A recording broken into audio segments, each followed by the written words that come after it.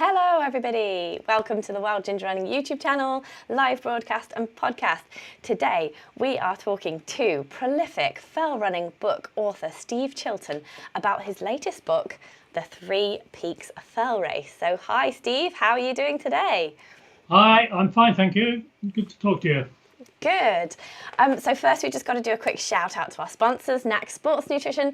They make energy bars, waffles, energy and recovery powders and real food purees in pouches, and soon gels as well. So they're coming soon. That'll be very interesting to test. So I used the chocolate and peanut butter bar and the salted caramel waffle in my Coventry Way 40 miler earlier this month, which were both really delicious. So if you want to try them out, use code WildGingerRunning for 15% off at uk.naak.com, and that is in the film description below if you want to click on that, and in the podcast show notes as well. So Steve, thank you so much for coming on the show to launch your latest amazing book. I have been flicking through this preview copy thinking, wow, I am just so glad that Steve does these brilliant histories of fell runners and fell running races. I just think it's such an important archive for the sport. And I just wanted to ask you, amongst the books that you've written that I'll get into in a minute, how easy or hard was this latest one by comparison?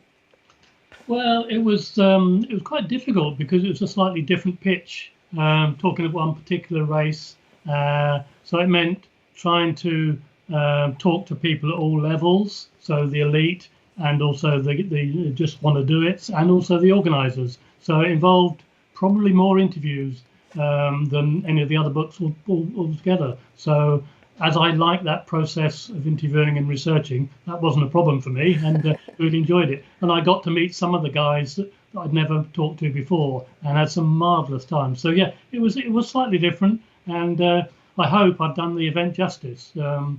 My reason for writing a book about one race is that I think the Three Peaks race is an iconic feature in the ultra fell mountain, whatever you like to call it, scene, and it kind of nicely crosses over between ultra, fell, and even marathon running.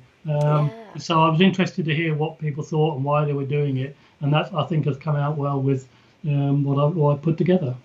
Yeah, it's really good, and just flicking through you can see just how many different people's voices come through here, and we've got all our old favourites, you know, like there's Billy Bland in there, Joss Naylor, and then Wendy Dodds, and loads of newer people like Rob Jebb and Victoria Wilkinson, and there's just so many people featured in there. But before we get chatting more about the Three Peaks race, I do want to mention all your other books as well. Each one's just under my computer here, propping it up. So there are so many others, aren't there? So the first was It's a Hill, Get Over It in 2013. That was when you first started. And that was a history of fell running, which is really, really brilliant read to set the scene. Then you focused on the Bob Graham Round with The Round, and that was all about Bob Graham himself in the Lake District and everything that followed, people doing that round. And then there was Running Hard, the rivalry between the hugely talented John Wilds and Kenny Stewart. Then there was All or Nothing at All, which was about the life of Billy Bland, and one of my personal favourites because I like to think that I'm good friends with Billy. And then actually I'm lying. This is my favourite, Voices from the Hills, which I really love. It's all about the pioneering women of fell and mountain running, a hugely important book. And now this one, which is hugely readable and enjoyable, and it's the latest from you, and it's all about the Three Peaks race. So you wanted to say that you've changed publisher, didn't you? Do you want to just tell us a little bit about why you've changed from Sandstone Press to Great Northern for this one? Yes, indeed. It was forced on me in some ways because Sandstone Press unfortunately went into voluntary liquidation. They had financial issues, and the company chairman chose to wind up the company, which meant for a while I was in limbo. So whilst you're not getting any exposure, not getting any support, and unfortunately lost a whole bunch of royalties for a period of months when I was without a publisher. So I had to move publishers, and I thought it was such a book about Yorkshire itself. I looked for a Yorkshire publisher, and I came up with I pitched it to Great Northern Books Limited in Bradford, and they took it on and have done a marvellous job for me as my new publisher. And the really brilliant thing is if you do open it and flick through, the fact of the matter is that there are now photographs embedded in the text in this book, which I've always wanted to have and were never succeeded in persuading the publisher to do, because it costs more. You have to print on glossier paper, so there's no see-through. And they've done a marvellous job in doing that for me. So I'm really pleased that they're behind me as a new publisher. And incidentally, just today, the publicity person has phoned me twice and said, could you do a talk on Radio Sheffield on Monday? And could you do a talk on Radio Europe this afternoon? So fantastic. Going global. Yeah. Oh, that's really brilliant news. Oh, that's great. Just to put a full stop to the Sandstone thing is, and eventually Vertebrate Press took over the stock of the books and are now selling and marketing them. So I'm back on. The books are now available again, and I'm back on the sort of the royalty trail. So that's a good thing, and thank you very much to Vertebrate for that. But yeah, they're all available, and I will be at the Three Peaks race on Saturday with all of them in a box, waiting for you to come and buy them. Awesome. So it's good timing that we're having this chat now, just before the Three Peaks race in 2024. And yeah, I'm glad that you've got a new publisher and a different publisher for your old books. Will they be reprinting those old books, or will they just be getting through the stock that's already printed? At the minute, it's just getting through the stock. And one of the difficulties is normally Voices from the Hills would have been, after a year of publication, would have been ready for going to paperback. And I'm sure some people might have been waiting for the paperback.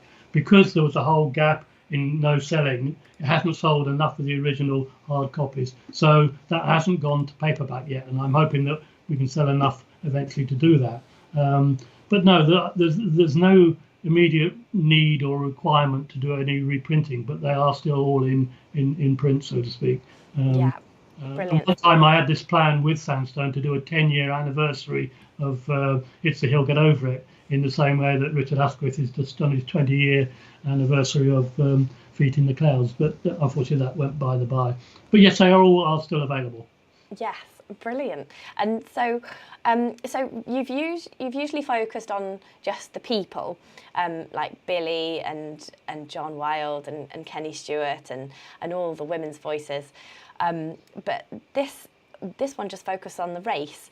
What made you decide to just focus on the Three Peaks for this next book? Well, I was, by chance, I went to the Three Peaks in 2022 and was watching it, and I was seeing the way that it was presented. And it is a slightly different beast to what I call traditional fell races. So it's got a different place in the sort of canon of races. And because I know people from my running club who decided it was one thing they wanted to do, it's got a whole different sort of aspect to it. And I just thought I'd like to reflect on why it started in 1954, why it's carried on and become so popular, and what it is as a race and what it means to people. Because a lot of people do it multiple times. Dave Scott, I've written a chapter about Dave Scott, midfield runner, to be honest, but he's done it 48 times. Why does he keep coming back? And I've tried to answer that sort of question about the event itself. Yeah, I thought it was brilliant how you included not only the elite runners, but there's deep dive interviews into just people who have done it a really long time, and then the guy that's over 70 and still doing it, and things like that. It's a really inclusive book. But can you tell us a little bit more about the race itself for people who aren't familiar with the Yorkshire Three Peaks race? Said that there. I was just about to say, where is it in Yorkshire? So, where is it? You said 1954 for how long it's been running, but how far is it, and what kind of ascent does it entail?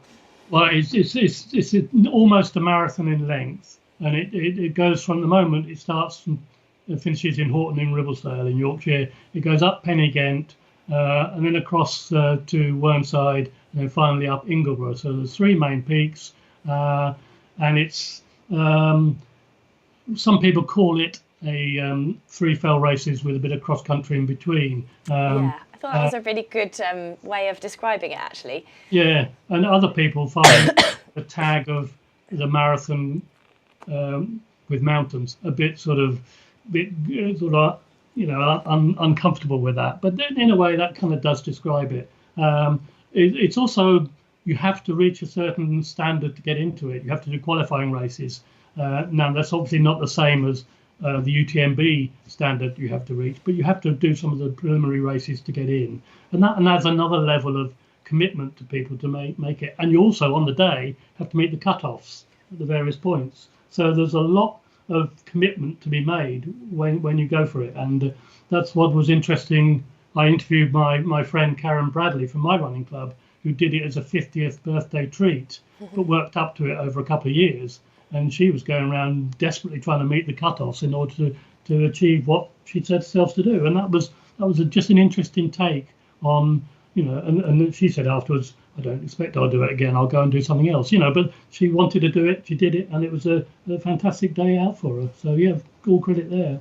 Yeah, it is an amazing race and it is iconic. And what startled me was just reading the book. You say it started in 1954 with just 6 people, and that was by Fred Bagley as well. And before that, it was a walking challenge, as so many of these races are. They start off as a walking challenge. It seems like a lot of classic fell races and rounds maybe start off as a challenge walk in the early part of the 20th century. Yeah, indeed. There's a kind of parallel to the Bob Graham in some ways, but they are completely different things. But yes, Fred Bagley decided that these people had walked around it and retrieved certain times and thought, well, maybe a race could, and then it starts getting to times, and could they get the time down? And what they did was just put together with a couple of friends the first one, hardly any publicity, and that was what happened in 1954. And then it gradually increased. The next year it got 16 runners and finishers, and it was originally in Chapel le Dale, the start, which is in between Whernside and Ingleborough. So they did the peaks in a different order, and then it became too big in the mid 1970s for that location, and then they moved at that point to Horton in Ribblesdale. So it has changed slightly as over the years. There's also been changes, which I've recorded, in the route because of access and farmers' requirements and various things like this. So over the years, there's been different fastest times on records that had to be reset every now and again because of that. But yeah, it's got a long history, and if you read the results, the winners, it's a who's who of male and female athletics. Yeah, definitely. And I thought really notably, Ron Hill, Joss Naylor and Billy Bland, all huge running stars of the day, never won the Three Peaks race. Yeah. And there's a quote from someone saying it's just completely different to Ennerdale, Borrowdale or Wasdale fell races because it's like these two small fell races with the cross-country running in the middle. Yeah.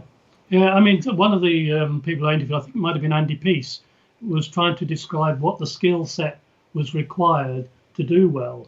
And he was talking about the ability to do good climbs fast, be able to descend well, to be able to run hard on the bits in between, and to better pace. The fact a lot of people find that they might get the pace wrong too early and they're completely gone by the time they've done one peak. So there's a lot to learn. And for all their other skills, Ron, Billy and Joss probably just weren't built for that kind of thing. Joss said it wasn't, or Billy said it wasn't rough enough. Joss said there was too much fast running, I think it was. And Ron, there's a lovely quote at the beginning of the book about Ron Hill getting kind of completely bonked on Whernside going up the first time he tried it. And, it is a challenge, but very much so. It should not be underestimated what a challenge it is, and people soon find that out when they do it. Yeah, because the peaks are so steep, aren't they? They're really brutal, those ascents, especially, well, nowadays, the last peak, Ingleborough. That is basically just steps, isn't it? Like a staircase of rock. But there is some quite rough ground as you come off Ingleborough as well that some people are surprised by. But you just think, as you think about it, think about Rob Jebb, who's also won the Three Peaks cyclocross. I can't remember the number of times, 10 times or something like that. Yeah. So he's been trying to do it carrying a bike uphill as well. So that is a thing, isn't it? They're mad. I think, and Vic Wilkinson as well, isn't she? She's the only woman to have won both the Three Peaks race and the cyclocross race. She indeed, yeah. I had a lovely afternoon at Sarah Rao's house talking with Vic, Sarah Sarah's partner Andy, and Ian Ferguson, and it was like 4 Yorkshire people giving it all that about rivalries and everything, and it was just fantastic. Yeah. Oh, that's fantastic. And when you conduct those interviews, do you record them all so that you can just pay attention, or are you there frantically scribbling in shorthand? No, I now have multiple audio recorders because I once went to Rob Jebb's house to do an interview, and the recorder didn't record. Oh my goodness. And I was only there for a day, and I couldn't go back and do it again. So no. I learned the lesson. I set a phone voice recorder, and I've got a digital, an author's digital recorder as well, and I set both of them going. Yeah. And that gives you the chance to try and direct the conversations by thinking, okay, they've just said this, I'll go on to this next.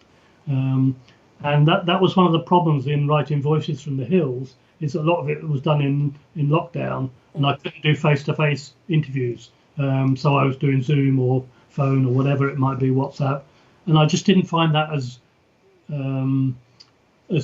pleasurable or as useful as doing face-to-face. And so, yeah, I was able to get back onto the face-to-face route again for this book. Yeah, so you must have done a fair amount of travelling then to interview all those different people. Well, that's why I tried to get 4 up in a one here in Yorkshire, and I did a similar one in Lancashire with John Calvert and Harry Walker, and Harry's son, who's one of the 2 people who are second-generation winners of it, David Walker. Try and do them in hits, or when I was on holiday anyway, and doing that sort of thing.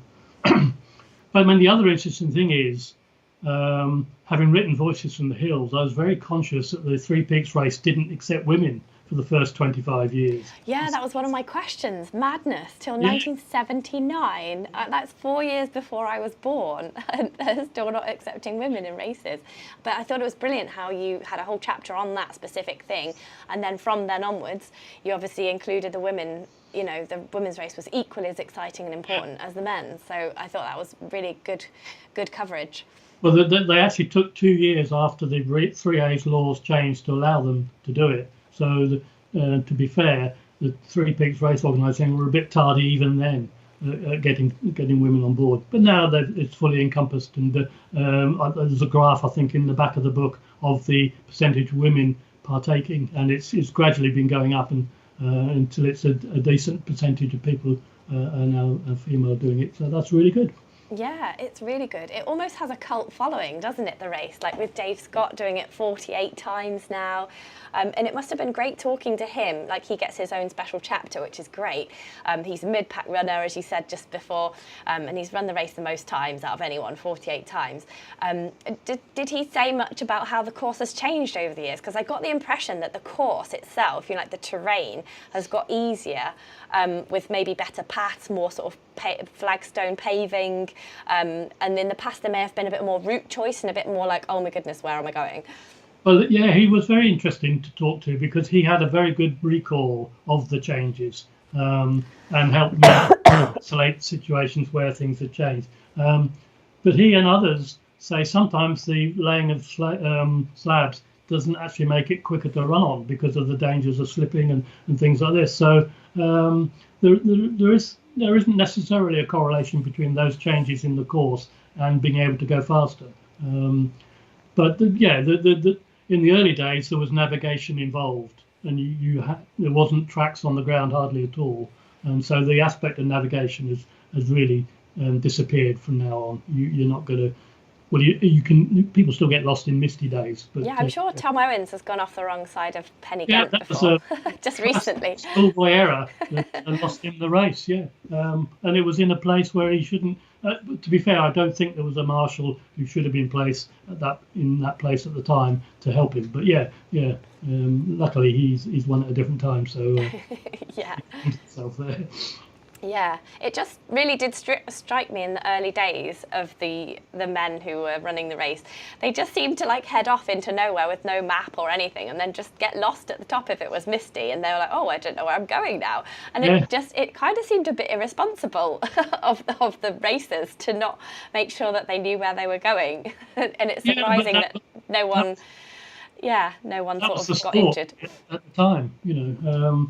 Definitely in the early days when they were going up the earlier peaks, there was a free for all, and when they changed it to start at Horton and Ribblesdale, they had to make it a definitive route up Pen-y-ghent that all people had to take, and that cut out any of that sort of thing happening. But yeah, there's stories from the early days of arriving at the first peak and asking what position I'm in, because they just weren't aware of where the other people had to get there. Yeah. That is a very interesting person I was very fortunate to have a long chat with, was a chap called Dave Hodgson, who had run it from 1958 and run it 21 times himself. Unfortunately came second 4 times and able to win it. And then has been on the committee and was a person who'd done a lot to move the event on, and when he was in an organisational capacity. And he had some fantastic memories and memorabilia and photographs from those early days, and what it was like to really talk to someone from a different era. Unfortunately, he passed away last year, but he just gave us a really good insight into the early aspect of how it was different in those days. Yeah, it's come on a lot, hasn't it? And I feel like races have a lot more hand-holding and a lot more health and safety these days. Like you get many more waymarked races. And yes, the whole element of adventure has been a bit reduced for safety reasons. Absolutely, yeah.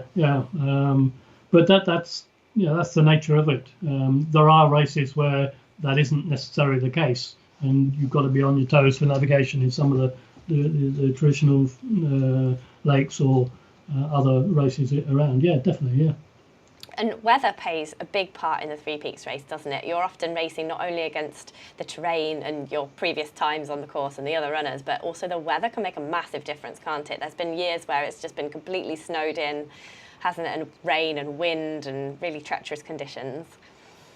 Absolutely. I mean, someone made the comment that you can actually get 4 seasons on a day sometimes. Yeah. Because if it happens in April, you can get bright sunshine, you can get snow, as you can say, you can get wind, you can get mist. There was a comment, I think it was, Dave Scott was saying that the sleet was actually so hard that it was hurting his head. Yeah. He's been politically challenged in that area, and he said that it was just so painful on his head. Another time when Jeff Norman, who'd already won the race before, Olympic standard marathon runner and a very good fell runner, was fell runner of the year in the 70s. He chose to run it in flat shoes because he thought it was what it was required. It snowed on the day, and he was really struggling because he got completely the wrong shoes on. So yeah, the weather can make a difference, and the times, if you did an analysis of times against weather, I'm sure there would be correlation in that aspect as well. Yeah. Yeah, I like the way that your book starts off with a quote about the weather on the top of one of the peaks by someone. I just want to read it out because it's really good. Yep. The prologue says, the weather had deteriorated quickly, and on the heights it was drizzly, misty and cold. You're really selling the race. The final slopes were very steep with loose stones and peat. I was climbing on all fours. There were 2 other runners close to me. Suddenly I lost all energy. It was a baffling feeling. I had to kneel and rest, pushing up a few feet, and then I was forced to stop again, sitting this time looking down to see the other competitors climbing towards me. There was nothing I could do. I was entirely helpless. Another 10 yards, kneel, turn and sit again. God, I'll never make it. Sleep or semi-consciousness enveloped me for what seemed like an age before I crawled that little bit further into the mist and found myself at the top. I stood upright on wobbly, unfeeling legs. Where was the checkpoint? Unexpectedly, a runner came from my right. Where's the checkpoint? I asked. Back there, he shouted over his shoulder from the mist. It's very dramatic, isn't it? Well, that's one thing, if anything, I've learned about writing since I started, is to try and make the start make you want to know what happens. Grip from the early stuff, and that just seemed to me like a good starting point. It's not everyone's experience, but it was the experience of a highly experienced and qualified runner that particular day who was having a mare, frankly. Yeah, it's definitely an extreme undertaking, and there's been lots of people, haven't there, who have come with a really good marathon time thinking, oh, this will be an easy race, and then it's that sort of thing, the weather and the terrain, that really scupper them, and they find that it is a marathon with mountains, but the mountains really do play a big part in that. Absolutely. Yep. And you as I said before, you need the full skill set to be able to do it well, enjoy it, and finish in good shape afterwards. So yeah, do not. I mean, I would encourage people to think about doing it, but don't underestimate what it requires to do it. Yeah, and obviously read this book before doing it because it'll give you lots of handy tips on how to train and everything. And so one of the bits of the book that I really did enjoy reading was the when the women were finally allowed to race. We had Jean Lockhead and Brenda Robinson.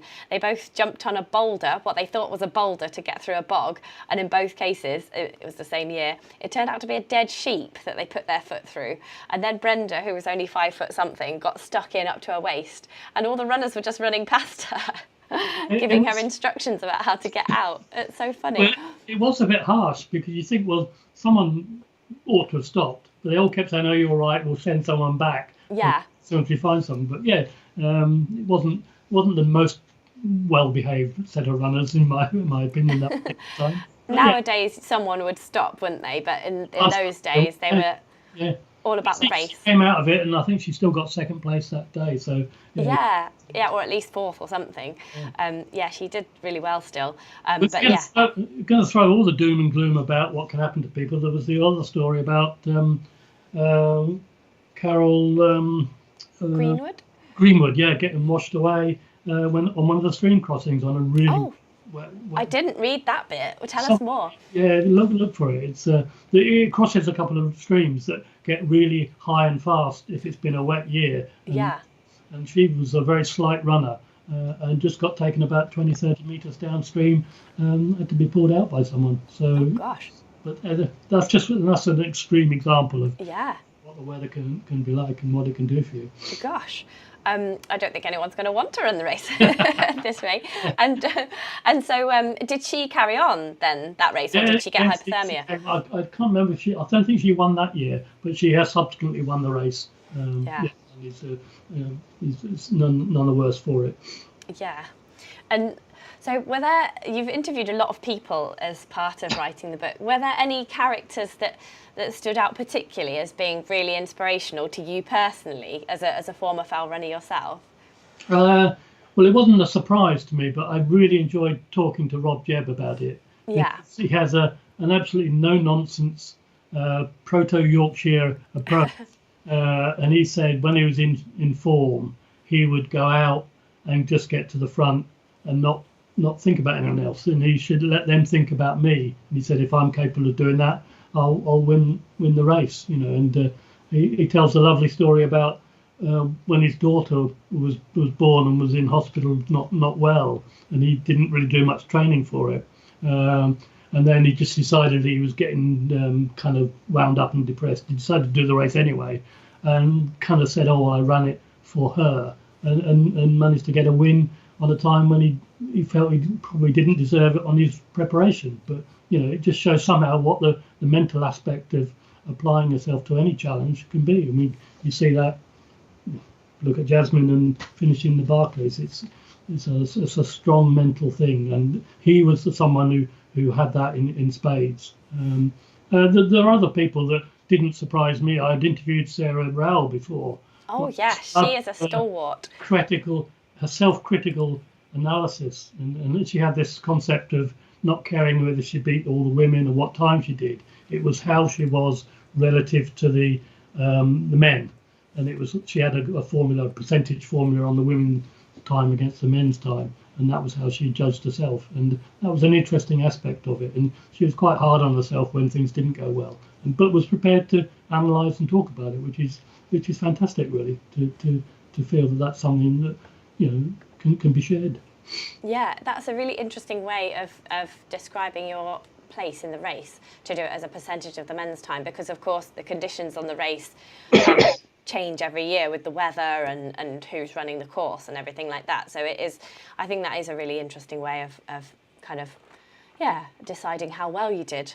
And setting the course record at least twice, so she's still capable of doing that. Yeah, she did really well. I used to work with Sarah Roll. She did quite a bit of work with me on Trail Running magazine when we first set that up.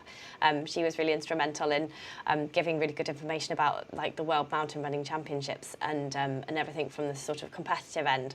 And I remember doing a couple of photo shoots with her up in Haworth as well. And it's really hilly there. You couldn't train there and not be good at hills, could you? Yeah, absolutely. Yeah. And so, so were there any? It sounds like you had a lovely time writing the book, but were there any challenging aspects to writing this book for you? You moved house at some point during it, didn't you? There was no, I don't know how to put this really. There was a certain reluctance from some parts of the Three Peaks Race Association, the committee that organised it, to engage with me. So I had to then work on some of the people that I knew to explain why I was doing it, what it was going to mean to them as an organisation, and why they should be supportive. And through very careful discussion and negotiation, that turned around, and they were very, very helpful eventually. And Dave Weatherhead, the chairman, wrote the foreword to the book. So that was a pleasing thing that I thought might have been a bit of a rabbit warren at one point.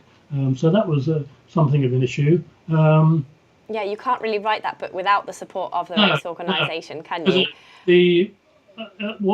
Sometime or other, I decided years ago I wanted to write a biography of Steve Jones, who was the English marathon record holder at 2:07 before Mo Farah, I think it was. And he's in America now, and he coaches a high standard of people in America. But I asked him if he would collaborate and cooperate, and he said, I'm not really that bothered. So it's probably not going to happen, because I couldn't, while he's alive, I don't think I could write a biography of someone without their cooperation. You know, I think I explained to you before, Billy Bland said no initially. Did he? Yeah, and I went away in the right depression. And then, having discussed it with Anne, she said, if you try coming back again, I think you might swing it. And went around the houses. And he was eventually came on board and said, I will tell you what I think, and it's up to you to deal with it. That's what you face if you're trying to write biography of live people. So yeah, definitely. Like you think, like, I read the book and I'm really interested and fascinated about all the characters, but you forget that some people, they're quite shy or private, and they don't want really anyone they're not bothered by anyone knowing, or they don't even want anyone knowing. Yeah, there was a couple of people who chose not to speak to me, and that's their choice, and that's not, it's not a problem. There's plenty of people who will. Yeah, I fully respect that, and particularly some people who've left the sport and have really moved on and stuff like that. So yeah, that's fine. But yeah, there was a couple of dead ends that happened in that way, but no problem really. Yeah. So that was the main challenge. No, I think it went reasonably smoothly. How long did it take, the whole process? Well, I must have started before Voices from the Hills came out, because of the lag between submitting the manuscript and it being published. So it was only just over a year of writing. It's probably one of the shortest manuscript production times that I'd had, to be honest. That's amazing that you got round all those interviews then. Oh, you just get on with it. Once you get on a roll, your network starts producing more people. Someone says, have you talked to him? Have you talked to her? Here's their number and this sort of thing. So yeah, it was, it was probably the fastest manuscript in a sense that I produced. Oh, well done. There's a live question from Lee Walker, who wants to know where we're both from. He's in the northwest. I'm here in Stamford, near Rutland Water, sort of between Leicester and Cambridge in the East Midlands. Where are you based now, Steve, in your new house? I'm in the wilds of the edge of the South Downs in Hampshire, in a place called Bishop's Waltham. So I've never lived in the lakes or the peaks or anywhere with mountains. Worked all my life in London and spent my own time in the lakes and the peaks and everywhere. And that's just how it is. So yeah, I'm way down south, travelling up to the race on the weekend, stay with some family in Sheffield, and just have a weekend away as well. Yeah, that will be good. And will they be announcing your books for sale or anything like that? Are they going to give you a bit of a special mention there? Well, I'm fortunate that a lot of the photographs in the book are from a chap called Pete Hartley. Oh yes, I did the photographs in memory of, and her partner was Denise Park, who's on the committee for the race, and she's the one of two announcers who are on the day in the van. In the car, yeah. I've done that job with Denise before. It's really difficult. All credit to her. Make sure that I get some mentions saying, come and see me in the marquee, decent prices available and all this sort of stuff. So yeah, I'm very fortunate that I will get help from them on the day, and that's fabulous, and I'm looking forward to it. Awesome. You said that in your credits, you credit a lot of different people, but I was intrigued about your credit to Graham Breeze. You said he helped cast a keen eye over the manuscript and suggested things that you'd never even considered. Me being really nosy, I want to know, what did he consider that you hadn't, what did he suggest that you had not even considered for the book? Well, that's interesting, actually. I'm trying to think. I think I changed the structure of the book after he'd seen it the first time.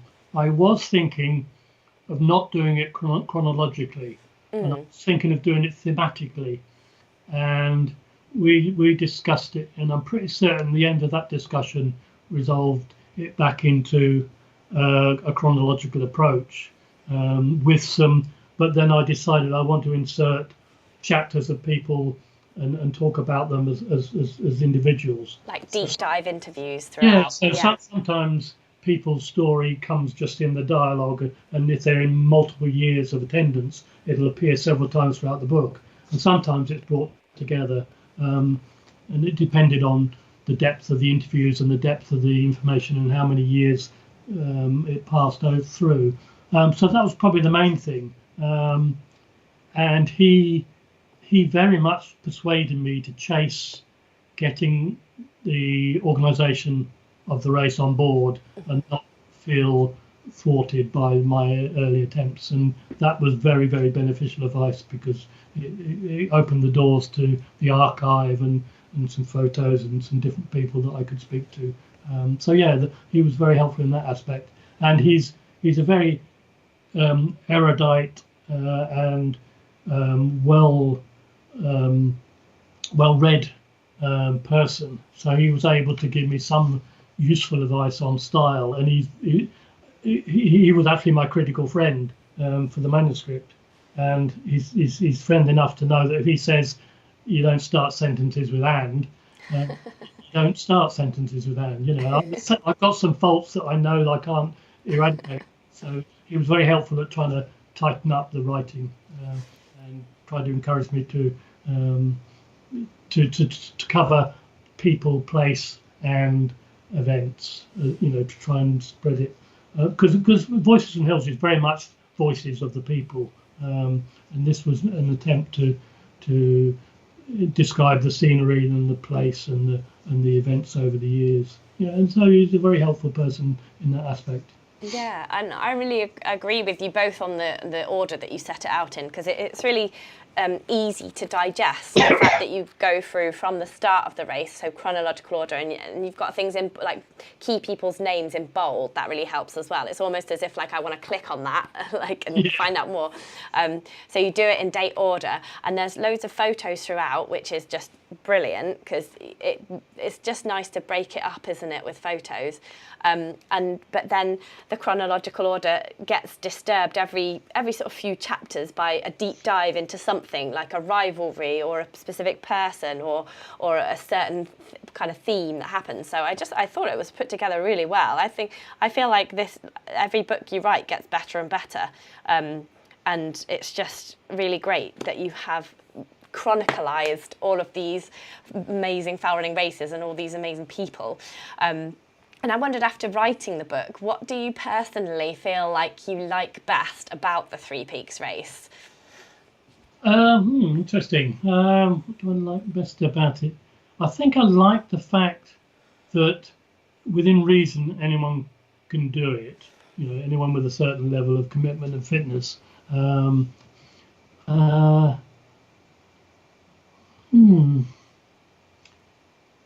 Yeah, I think it's that, the fact that there's barriers to get across, but they're all achievable. And the guy who was the oldest person to ever do it was from my running club, And you know, the fact that he could do that and beat the cut-off times in his 70s. Age 70, yeah, plus, yeah. It's impressive, you know.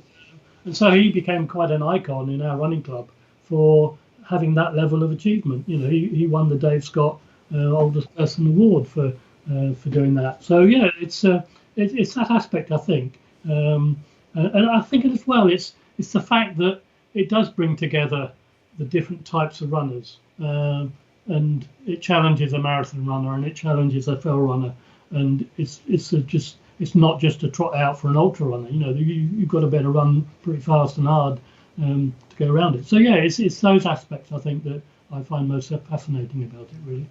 Yeah, I thought, to me, I think I pointed it out somewhere. It has become a bit like the London Marathon in that in its kind of type of race, it's something that people kind of want to do. Yeah, like a tick-off thing. They just want to do it once, yeah. And that's why they get 800, 900 entries every year. Not all of them are going to be coming back and doing it again. But that's another interesting aspect of it. It's something and you know, a lot of people have said that as part of their motivation. A lot of people said, and then I came back and doing it. But yeah, that's one aspect of it. Certainly, I would say is part of it. Yeah, it's certainly a brilliant race, and it certainly comes across in the book that it's a brilliant race. So yeah, and it's great to just see all those names in there, like Sarah Roll, and you've got Angela Mudge in there as well, and Victoria Wilkinson smashing the women's record, and Rob Jebb, obviously, who we've talked about, Wendy Dodds, Joss Naylor, Billy Bland. It was nice to see Jasmine Paris popping up in there as well.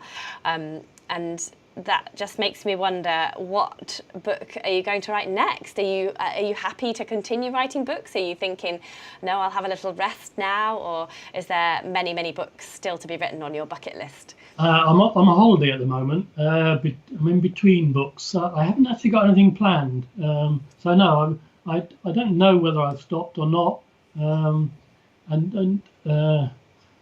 Graham Breeze actually came up with a suggestion for something that I won't share with you because it's not in any way, shape or form ready for sharing. So there's things in my mind. Yeah.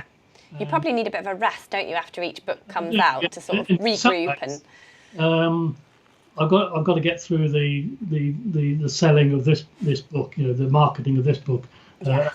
That's my main thrust, is why I'm accepting agreements to go on radio programs and things like this. And yes, I'm still trying to keep Voices from the Hills in the eye line as well, because it disappears off the scene a bit, and it needs a bit of promotion from me. So yeah, I'm hoping to find ways to work with Vertebrate and others to try and get that back onto the skyline, so to speak. Yeah, and get it sold at places like Kendal Mountain Festival and things like that. And maybe there's a few people that, you know, like Pete Bland Sports, they go around fell races, don't they? Maybe they could be persuaded to stock a few and take them to races and things like that. I can't tell you what two of my life ambitions are. One is to get a book reviewed in The Guardian. Oh, wow, yeah. That happened for me. And I'm deeply envious of someone like Richard Asquith, who's got the ins to allow his books to get in there, and I haven't. Oh, yeah, well, why don't you email him and say, is there any chance, Richard? Richie, me old pal. Yeah, but so that's one thing, and I've decided that if I can't get a book reviewed in The Guardian, I'm going to have to write my own obituary at the end of the day and get that in there and the other people's. And the other actually always wanted to talk at the Kendal Mountain Festival, and I never managed. I've put myself forward once and didn't get called. I've done Keswick Mountain Festival. I've done several other ones. Done the Sheffield one, Shaff, and all that. So one time I'd like to talk at the Kendal Mountain Festival, but maybe this book isn't probably the book that really needs to go there. So maybe not. Need to write the Bob Graham one. Listening. My number is.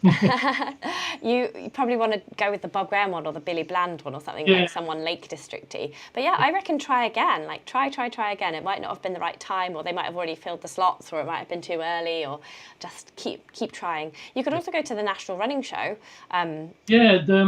Vertebrate might have a stand there. I don't know if they ever would consider that. They invited me at the last knock-ins, and I had something I couldn't actually go. Again, it would have meant going up to Birmingham and doing that, and I should have done, but it just wasn't possible. Future years. Yeah, definitely, yeah. Yeah, because they do like little mini talks on stands, so you could get like a little gathering for there as well. That might be good as well. Yep.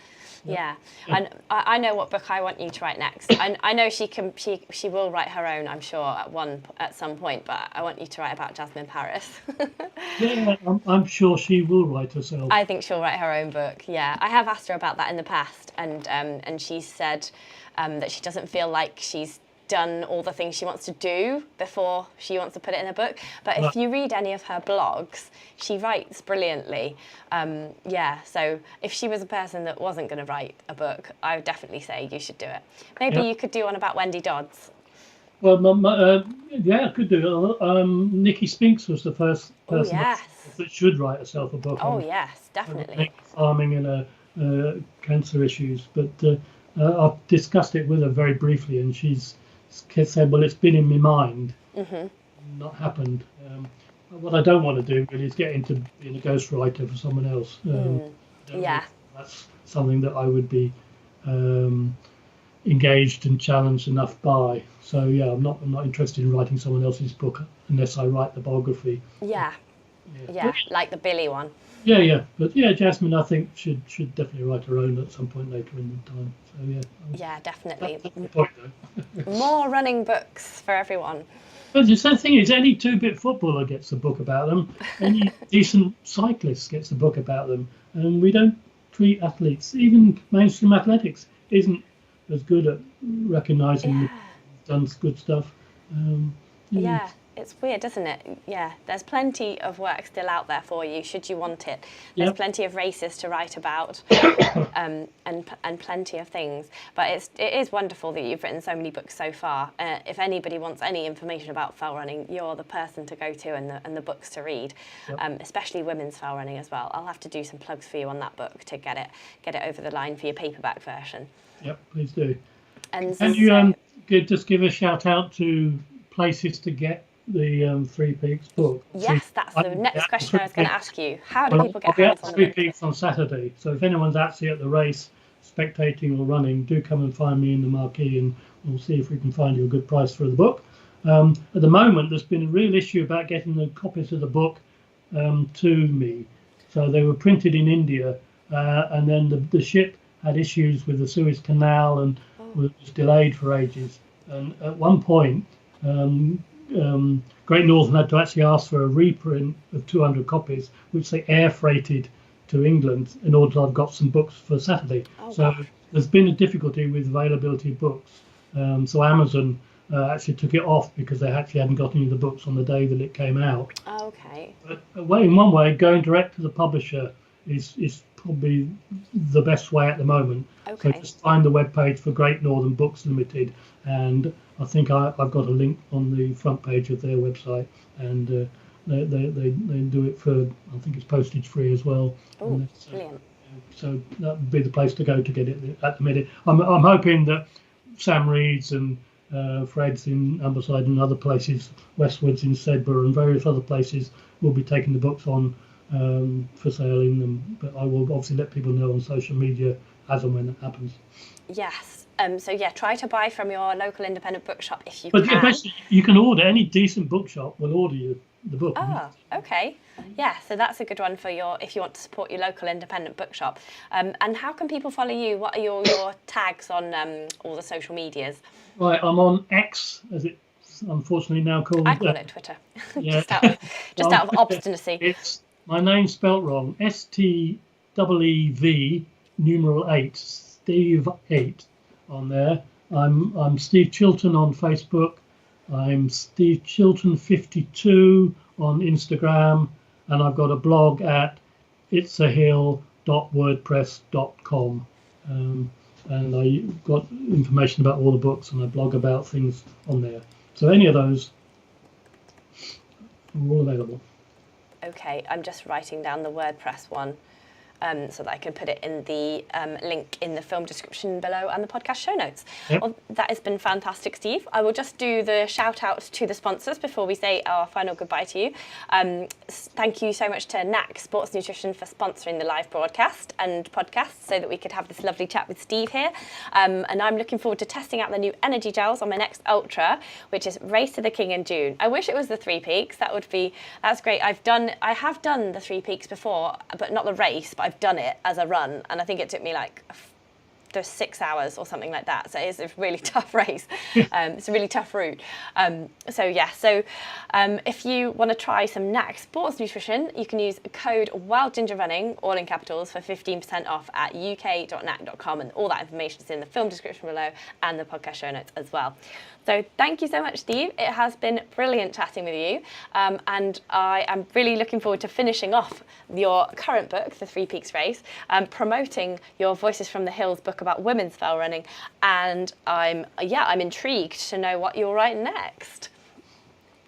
No worries, I'll let you know. You'll be first to know. Awesome.